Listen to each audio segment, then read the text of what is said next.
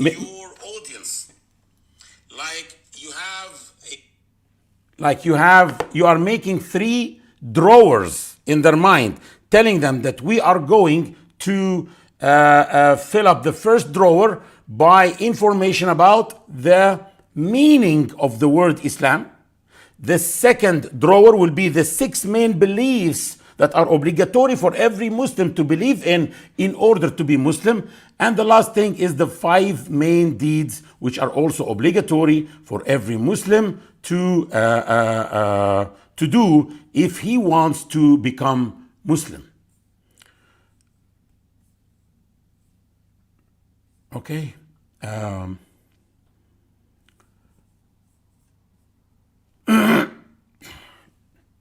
Now, there are opportunities. There are things that Allah said, sometimes you hate things that are good for you, and sometimes you love things that are bad for you. Allah knows and you know not. Yeah, there is some terrorism that happens or something from time to time. Daesh appears, Qaeda appears, whatever. And this in itself makes people worried, but at the same time, it makes people want to know about Islam. It makes people read about Islam. It makes people more accepting that you go and talk in their churches, in their synagogues, and they invite you to talk. So this should be taken as an opportunity. It should not be left as an opportunity. You should take every opportunity to go and explain Islam. I remember once I boarded a plane traveling from one state to the other, and I felt like the guy next to me is not comfortable with me on the plane.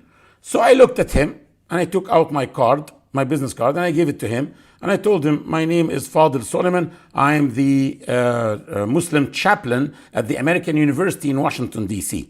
And I shook his hand. So the man became more comfortable and he took out his business. That was directly after 9/11, like 3 months after 9/11, with all the anti-Muslim sentiments that are growing everywhere. And he gave me his card and I found that he's a congressman. And then we talked. He said, why are you coming to his state? And I said, I am invited to go and give a lecture about Islam. He said, I need to take this lecture about Islam. It's called Islam in Brief. I said, why don't you come? He said, no, I'm going, it's a recess and I'm going for a few days. I want to spend them with my family. Didn't you say that your office is in Washington, D.C.? I said, yes. He said, why don't you come to the office in the Capitol Hill and give me this lecture there? I said, is this true? He said, yeah, definitely. He took his card back, and on the back of the card, he wrote a number with his pen, and he said, call this lady, and she's my assistant, and tell her I am the one who was with the congressman on the plane, and I want an appointment. She will give you an appointment. So I called her. And I said, I want an appointment with him. She said, of course, you're welcome. His door is open for everyone. I said, okay. She said, when do you want to come? I can see your slots available on Wednesday. I said, well, find me any day in which he can give me an hour of his time. I said, no, I'm sorry, the congressman doesn't have an hour for anyone. You can maximum have 5 to 10 minutes with him. I said, okay, go and tell him that the gentleman who was with you on the plane is apologizing that he cannot meet with you until you give him an hour. She said, are you sure you want me to deliver this message? I said, definitely. Because if he wants a presentation about Islam, that he needs to give me time. I didn't tell her this, but this is for you. So she went and she came back and she called me and she said, I wonder who are you? As soon as I told him, he said, give him an hour. And I went to the Capitol Hill and I met him in his office and I gave him the presentation. And since then, actually, the guy changed. That's what I heard from Muslims in his state. So not necessarily that people will become Muslim, but definitely if you know how to explain Islam, they will become supporters. They will have more understanding towards Muslims. So when you get stereotyped, don't get angry. Maybe Allah did that to you so that you can have a chance to speak about Islam and say something about Islam. Tourism, for example, in Muslim countries is a good also chance that we speak to tourists about Islam in a nice way. Sometimes you are in Egypt or Turkey or wherever, and a tourist guide who doesn't know how to talk about Islam just speaks in a way that is not doing justice to Islam. Like, for example, would you like me to tell you why Muslim men marry 4 women? You understand what I mean? So it's like they are tarnishing the image of Islam when they don't. And sometimes they have good intentions, but they don't know how to speak and what to say and what to start with and so on.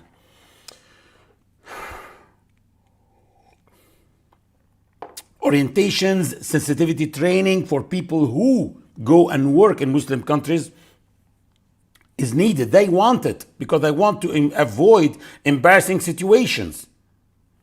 You give them a presentation, and in the presentation, there is things that are doing da'wah, talking to their minds, talking to their hearts. I remember I gave this sensitivity training to teachers in public schools here in London. And you know what?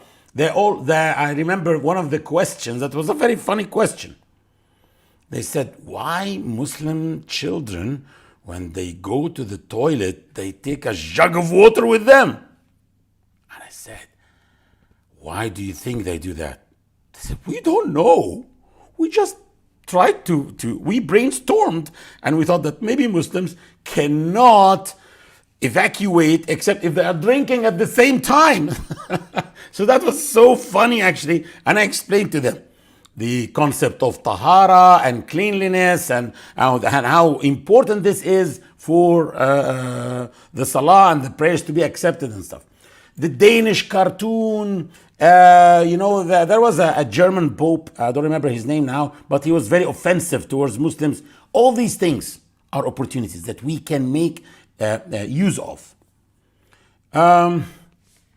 But when you talk to opponents or people who are Islamophobic, and there are some tensions, like for example, you're talking in Denmark after the cartoon. That's not like talking in South Africa to South Africans about Islam. No, that's completely different. You're talking to Americans after 9/11 or after whatever. No, there are tensions. Number one, you need to focus on commonalities, as we said. Number one. Second, you have to find the common challenges that are challenging both of us. And then speak about the importance of finding solutions together, and then mention the benefits of this solution and acknowledge that there are definitely negatives for this solution. But the positives are much more than the negatives. The pros are much more than the cons. Like that, you are shutting up your opponents. Because maybe, for example, one of the solutions that you will suggest is to educate students about Islam all over this Canada. This is something that can really solve problems like tensions between students. And this happened here in London. And I went and I talked to non-Muslim students and I gave them a presentation about Islam. And next year, nearly no tensions between Muslim students and non-Muslim students. That was after 7/7 here. So you need to know that there will be people who are going to object before they object. If you say, I know that this solution can have some drawbacks. I know that it may be difficult to do. It may be expensive to do, but the pros are much more than the cons. The positives of the outcome will be much more than the the cost. So tell them what they need to do and why now we need to do that together. Always say we need to do. We need to solve this together. Let me give you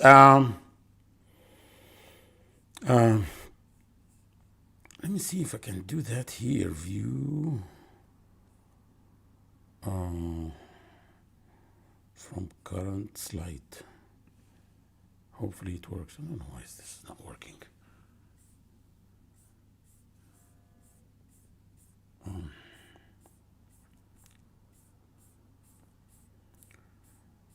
Sorry, but this presentation is old and I need to update it.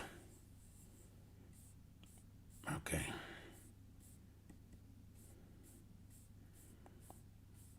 Here, this one. I wanted to show you a case study. You know, when the cartoon was published in Denmark, we organized a conference that was not publicized, and it was closed only on, it was exclusively for writers and journalists in Denmark. It was attended by a big number, actually, of journalists. Here, it was in Marriott, Copenhagen. And let me show you how we brought all those journalists. That was at the time when there was a boycott against Denmark, and for them to come was actually jeopardizing their own reputation. Because how come you are going to the Muslims to teach you about Islam and tell you and to discuss something with them where they are boycotting your country? But still they came. Let me show you how we brought them. We went 2 times before the conference to organize and to see the culture of the people there. And I asked about a good event that was made by a minority and was well attended by Danes, by Danish people. And I was told that the Baha'is made a good event and it was well attended. So I asked 3 people of the non-Muslims who attended this conference of the Baha'is, why did you go? What attracted you to go? 2 of them said the invitation was beautiful. So I understood that the invitation means a lot for them. So I went back and I sat with a good advertising company. It's like the best in Egypt. Sadi Ugohar, those who know the names of the advertisings and stuff. And I told them, listen, I want to make an invitation that is unprecedented. No one did this before. And we came to this idea that the invitation will be a box like that, a 3-dimensional box. When you open the box, you will not find the invitation. But on the side of the invitation, you will find a beautiful, peaceful word like the peoples of the East and the West are the branches of the same tree, and when one looks into the roots of the tree, he will discover something beautiful like that. And it is signed by a Danish name that they don't know who he is, and a website made for that man. And you will see now who's that man. It was really amazing. On the other side, a chocolate. And on the chocolate, there's a sticker that says Marriott Copenhagen and the date and the time. If you open or if you pick up the chocolate to eat it, you will find that the invitation is folded and colorful in the back of the chocolate. And every page in the invitation has a picture of one of the speakers and the title of his speech or whatever he will discuss with them. It was a conference. And even in one of these pages, we wrote the menu, because it was well financed, and at that time Muslims were really donating for such events, and we were able to buy a 3-course dinner in Marriott Copenhagen. And in the bottom I said, if you are vegan, or there's no vegan at that time, if you're vegetarian, write us an email and we will make special a special meal for you. But I took this as a chance to write for them the menu. So I want to attract them to come. I don't want them to boycott my conference. So I made an amazing lecture like that. And then when they went to the website to check who is Knut Hombo, they were amazed. But one of the pages of the invitation said that the keynote speaker is called Imam Fadl Soliman. So he's the main speaker, and his speech is called Freedom of Speech is Limitless in Islam. At that time, all Muslims were saying there are limits for freedom of speech. So if the Imam who's coming is saying that it is limitless, then there's something is wrong. Definitely something is wrong. So they were amazed. And I actually presented to them and I proved to them that freedom of speech is limitless in Islam, actually. And let me show you how. One moment.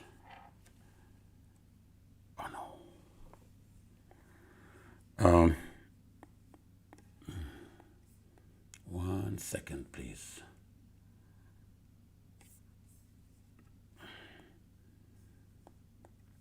Okay. First, Allah subhanahu wa ta'ala said, the believers, men and women, are protectors one of another. They enjoin what is just and they forbid what is evil.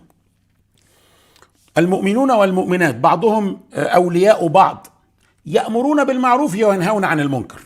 So it is my obligation to enjoin what's good and to forbid what's evil.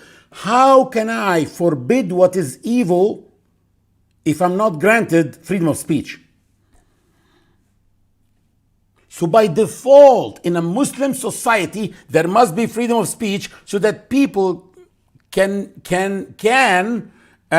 freely enjoy what's good and forbid what's evil. Because they may forbid what's evil, ينهون عن المنكر, and find themselves in jail if there is no freedom of speech. So by default, there must be freedom of speech. Also, Prophet Muhammad sallallahu alaihi wasallam changed the location of the army twice, by the way.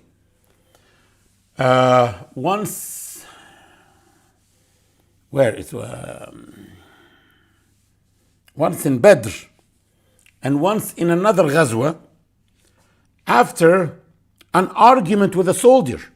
So one of the Sahaba said, "O Prophet of Allah, are we standing here in this location?" And once in Khaybar. Are we standing here because this is a wahi from Allah? Is this what Allah commanded you to do? Or is it al-harb wal-ra'y wal-mashura? Or is this all about war and opinion and consultation? He said, no, of course it's about consultation. Go ahead and tell us your opinion. The man said, I think we are standing in the wrong place. ما أرى هذا بمنزل. I don't see this as the right place. So the Prophet said, what do you mean? He said, I think we should be behind the wells so that we can drink and they don't drink. So the Prophet said that, well, that's a good idea. And he changed the location of the army. So there was freedom of speech, even at time of war, in the battlefield with the soldiers. Also, when Allah announced that He is making on earth a trustee, a khalifa, the angel said, أتجعل فيها ما يفسد فيها ويسفك الدماء ونحن نسبح بحمدك ونقدس لك.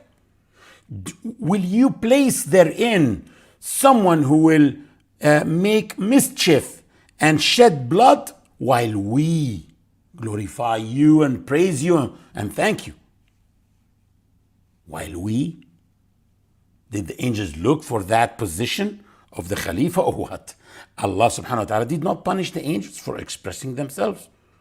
Okay, maybe they need an experiment. Adam, come. You tell me all the names. They said, we don't know except what you taught us. Glory be unto you. قالوا لا علم لنا إلا ما علمتنا. And he told Adam to tell them all the names because he taught Adam the names. And Adam taught them all the names. That was an experiment, convincing the angels that Allah's decision is always the best, and this is the one who is qualified to be the Khalifa. But here this shows that even with Allah, there is some space of freedom of speech. The angels did not shy from expressing themselves.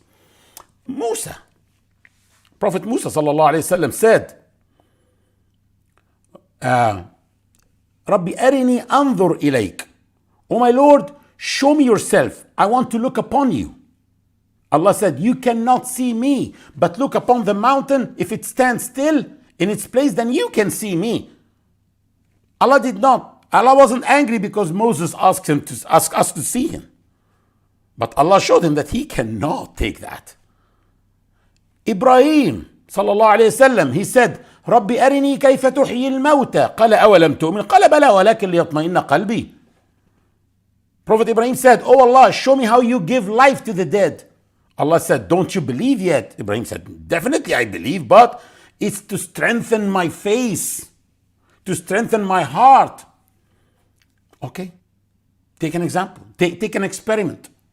Take 4 birds, cut them into pieces, scatter them on the mountains, and call them. They will come to you walking. يَأْتِينَكَ سَعْيًا. Birds don't come walking, birds come flying. But your birds will come walking. So there is space even with Allah, and all those express themselves. All this proves what? That there is freedom of speech in Islam, but they don't prove all these statements that I mentioned on the Quran, ayat, and the hadith. None of them proves that freedom of speech has no limits. But what's next proves that it has no limits. At that time, the West was saying there is no limits. Muslims saying there are limits. I'm telling them, no. In Islam, it has no limits. And I show them this. The Prophet ﷺ said,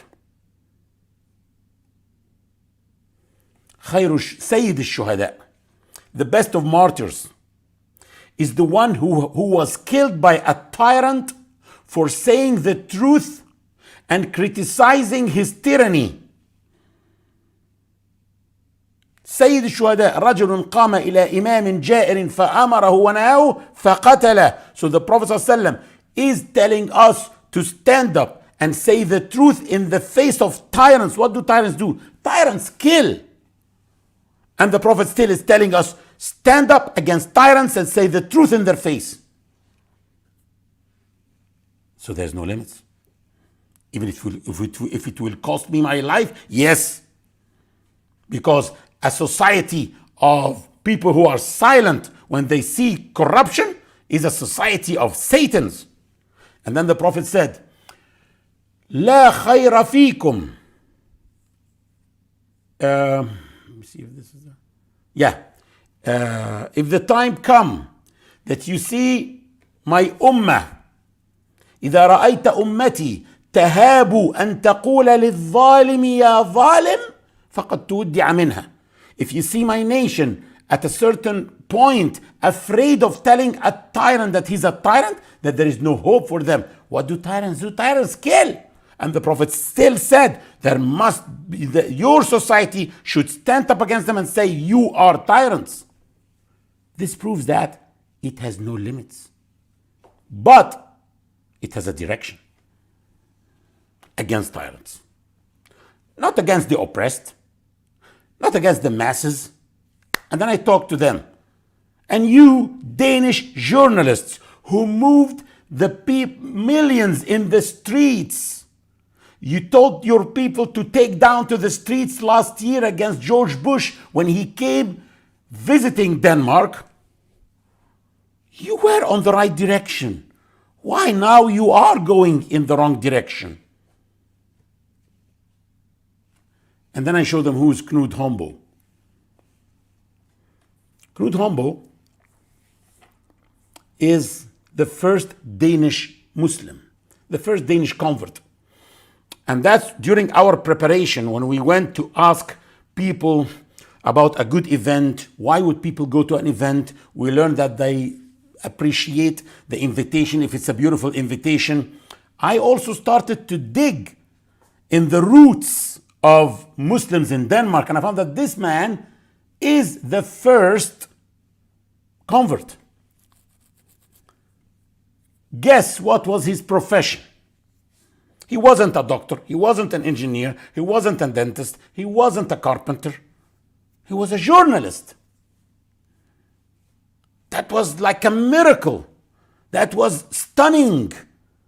We have a problem with journalists. We're we're inviting them to a closed conference, nearly a secret conference. We did not announce this conference. And then we found that the first Muslim convert was a journalist. And guess how he died? In the age of 29.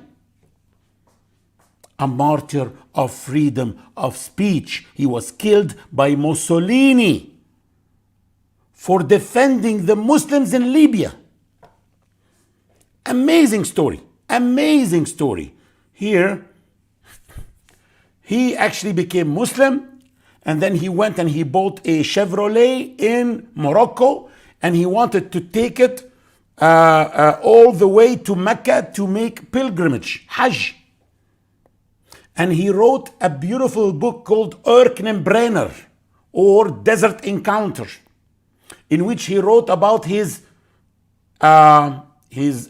adventures in the Sahara, in the North African desert.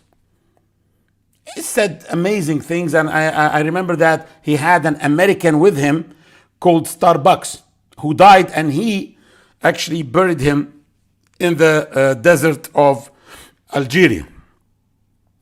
And then in Libya, he was detained by the Italians, the fascists who were occupying Libya, and also by the resistance, Omar al-Mukhtar's guys. And then he became very close to Omar al-Mukhtar when Omar al-Mukhtar learned that he became Muslim. And he became the photographer of Omar al-Mukhtar. And in the film of Omar al-Mukhtar, you see a little boy who is called Ali going and grabbing the glasses of Omar al-Mukhtar after he was hung. He wasn't that little. Ali Knud Hombo. He was 29. Here. This is a picture of him. And this is the American Starbucks. And this boy is his Libyan guide called Muhammad. He just died like 10 years ago. This boy here with Muhammad. Here, those people were called terrorists. In his book, under the picture, he wrote, "The Free Arabs of Cyrenaica, of Barqa." Here, he said, "I used to witness 30 executions every day." And he took pictures of people who are like that, who are being hung like that. Here, 2 Arab prisoners in the camps, the imprisonment camps of the Italians. Here, he said, another Arab victim, a man who was shot just for standing in the wrong place. Here, he took a lot of these pictures. Here, more people hung. Here, and this is one of the pictures he was killed because of. Those are 2 Italian prisoners in the imprisonment camps of Omar al-Mukhtar and the resistance. And that's why Mussolini sent him someone who met him in Jordan to tell him, that's a blank check from Mussolini, but you cannot publish this. And he insisted to publish, and he published, and they killed him because of that. Imagine showing Danish journalists this. So, freedom of speech in Islam inspired your own colleague, who was actually the first convert to Islam, and made him a hero like that. That was amazing. And then they came to Egypt and they met with us. That was Bridges Foundation. I took them to the Dar al-Ifta and whatever. So it was really a good experience. It's a good case study on how to present something from an angle. Of course, at the end, I show them that it is limited in direction. Don't go against the oppressed, but it is unlimited when you are in the right direction. That's better than as Arabs going to give lectures to Westerners about freedom of speech. That sounded like a joke at that time. Don't be apologetic. Islam needs no endorsement from anyone. Many people are very apologetic sometimes when they talk about things like, for example, the status of women in Islam, hijab, stuff like that. Let me show you, for example, what we suggest when it comes to talking about women and especially hijab.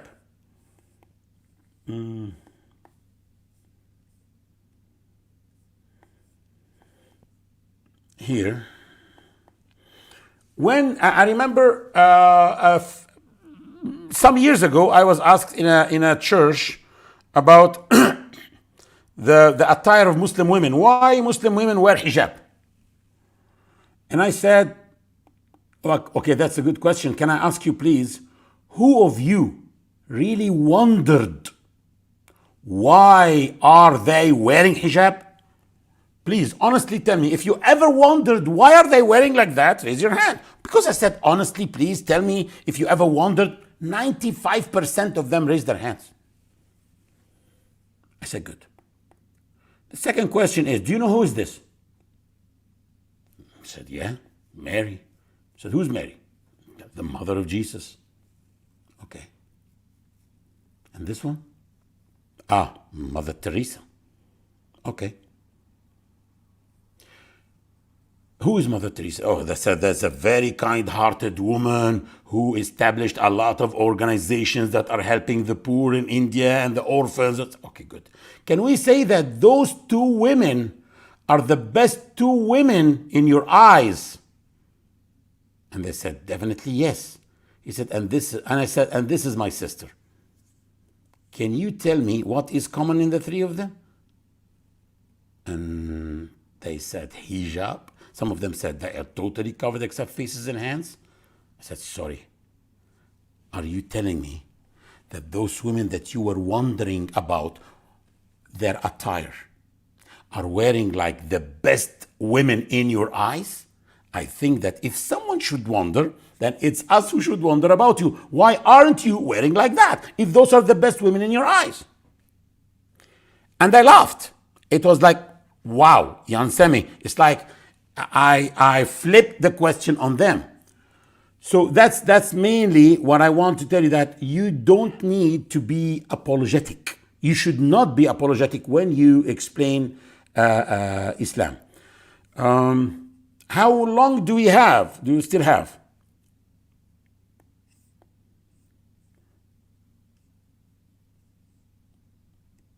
Can someone from the host or the moderators tell me how long do we still have? Yes, 2 minutes. 2 minutes. Okay. No, that's because you have to have break. Yeah. Okay, let's take a prayer, break. Maghrib prayer and Okay, we let's return at 5 inshallah. let's then take a break now.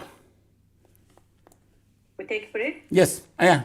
We don't need to speak for 2 minutes now. Barakallahu fikum. Akh Ahmed.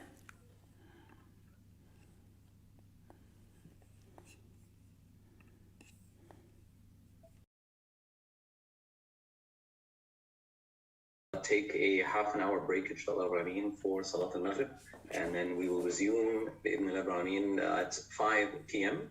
Eastern Standard Time. So 5 p.m. Eastern Standard Time, that's in 30 minutes, inshallah. So may Allah accept your prayers. Jazakumullah khair, Dr. Fadl, for your beautiful sharing of and reflections and experience. And I know a lot of questions have been pouring in, and so keep the questions coming, inshallah. We will have the opportunity to ask our esteemed guests at the end of it. Inshallah. Jazakumullah khair. We'll see you in half an hour, inshallah.